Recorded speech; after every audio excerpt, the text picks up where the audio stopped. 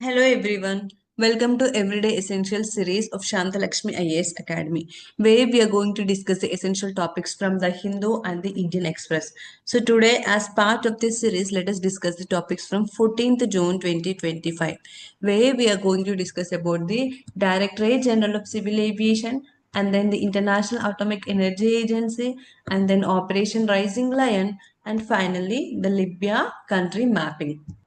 So starting with our first topic, that is Directorate General of Civil Aviation. So we all witnessed the June 12th plane crash of this Air India in Ahmedabad, right?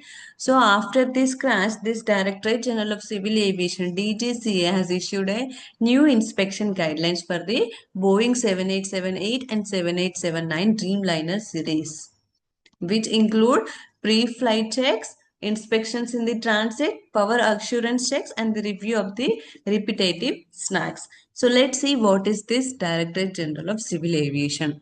This is a statutory body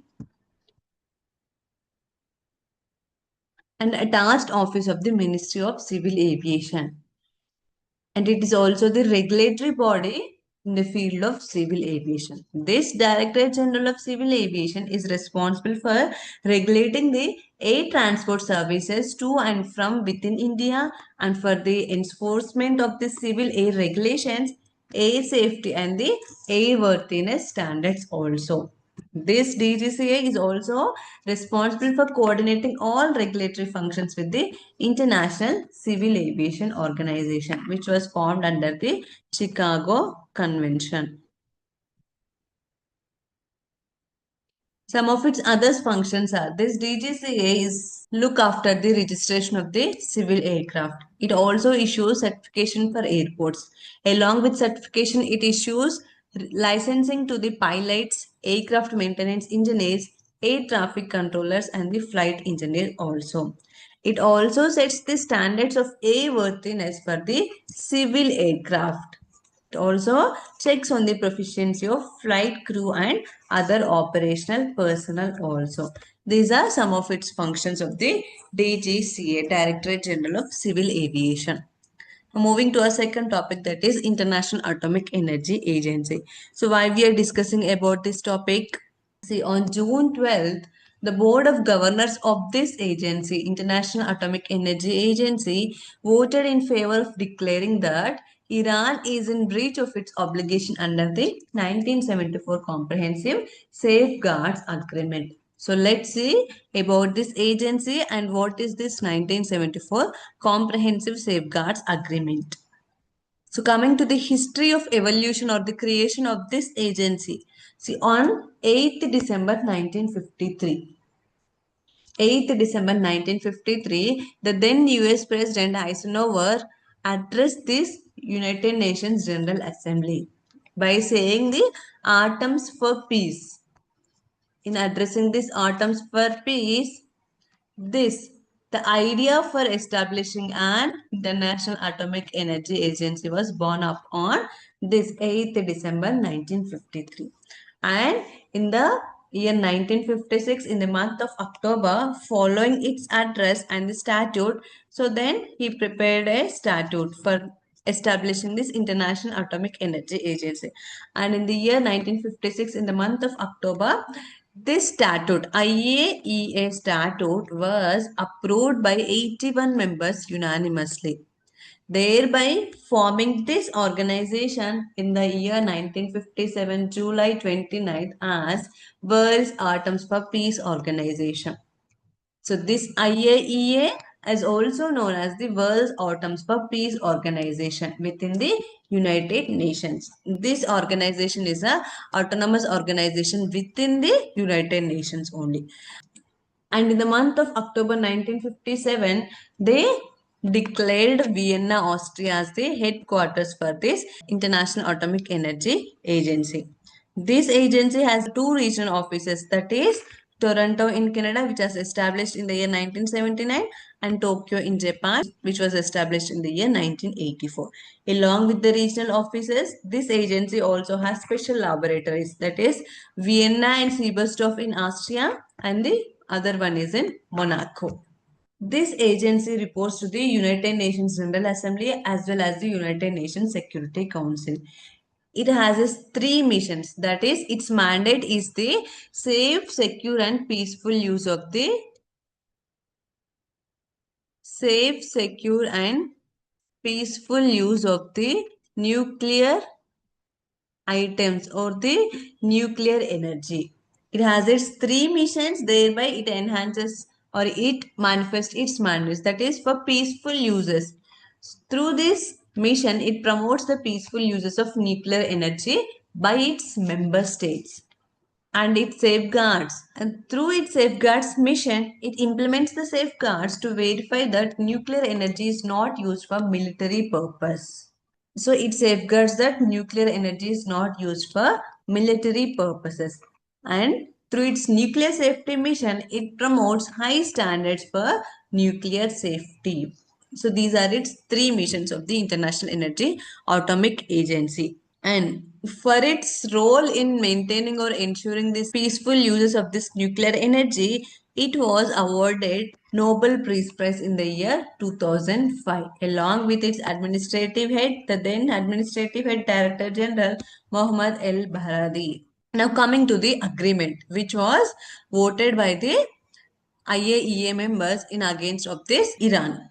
This 1974 Comprehensive Safeguards Agreement is a legally binding agreement between whom and whom? It is specially with respect to the Iran and the International Atomic Energy Agency. And it is established under the framework of this NPT, that is Nuclear Non-Proliferation Treaty.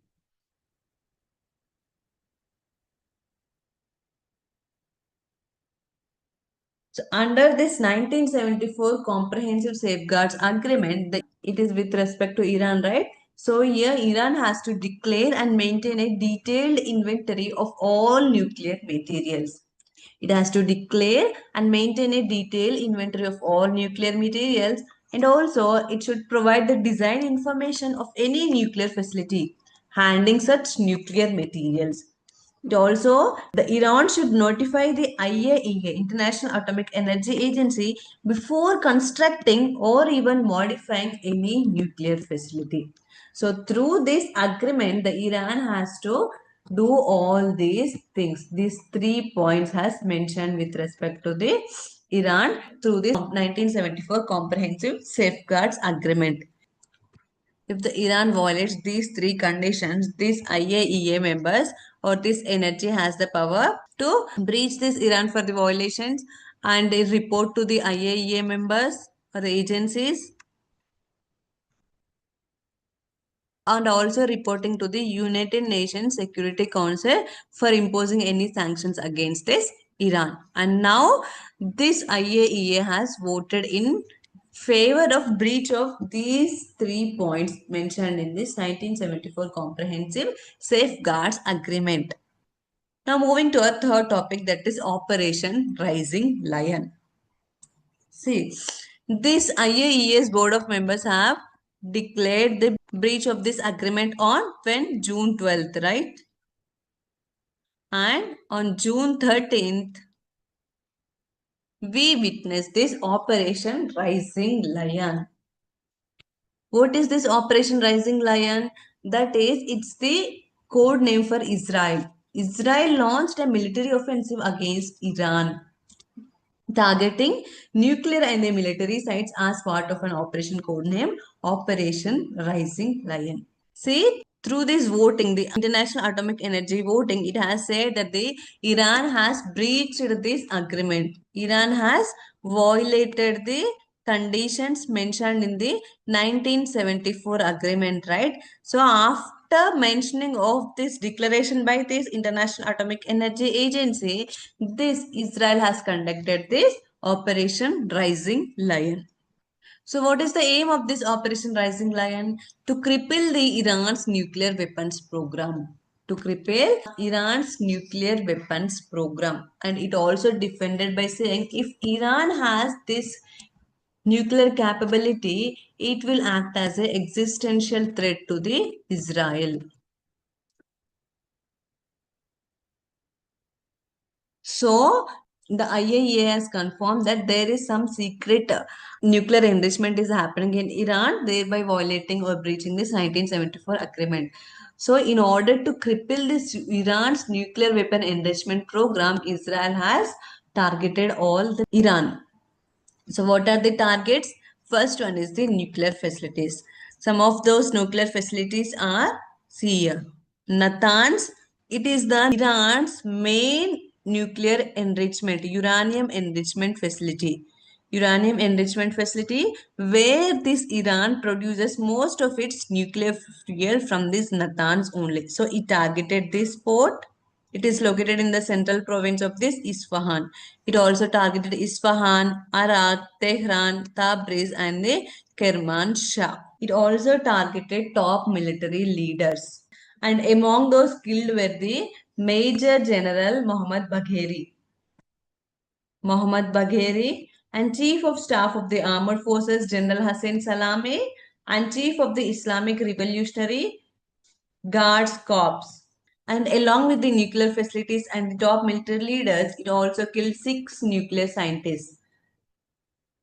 Six nuclear scientists, including Abbasi, the former head of Atomic Energy Agency of Iran, that is Mohammad Mehdi Tehranji. And along with the military scientists, this Operation Rising Lion also targeted the military infrastructure of Iran. That is the Tabriz, Bidkane, and Kermanshah. Tabriz, Bidkane, and Kermanshah, these are also the military infrastructure bases of the Iran.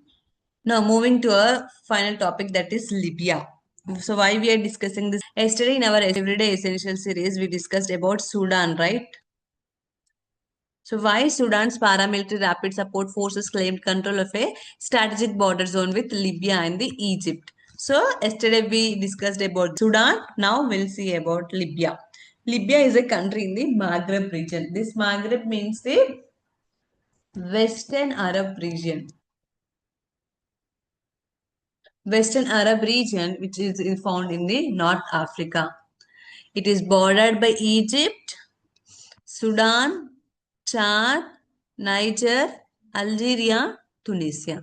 And it also has its borders with the Mediterranean Sea also. Its capital is Tripoli. It is a desert nation, and in the desert also we find the oasis, that is at Ghadames and the Kufra. The official religion of this Libya is the Islam, and official language is the Arab. And this Libya is the fourth largest country in Africa. So what are the other three? The first largest country is the Algeria in Africa only. And this is by area. And the second is the DRC, Democratic Republic of Congo. And third is the, yesterday we discussed, it is the Sudan. And now Libya is the fourth largest country in Africa. And it is the developing economy. This Libya is a member of the United Nations, Non-Aligned Movement, African Union, Arab League, the Organization of the Islamic Cooperation, and along with the OPEC countries. So that's all for today. Thank you.